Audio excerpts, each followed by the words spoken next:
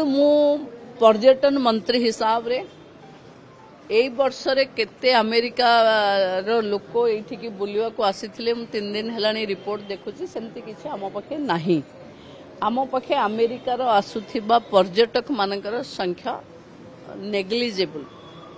बाकी तांको देश रे कोन सुरक्षा पाई के से चिंता प्रकट कले किंतु ना धरी किछि प्रदेश रो ना कहिबा मु भाबुची भारत वर्षर जो विकास द्रुत गति रे होउची सेथिरे हुए तो तांको थ्रेट थाई पारे जोथि पई से भली मंतव्य दउचंती मते लागुनी कि ओडिशा बा अन्य प्रदेश एभली स्थिति रे अछि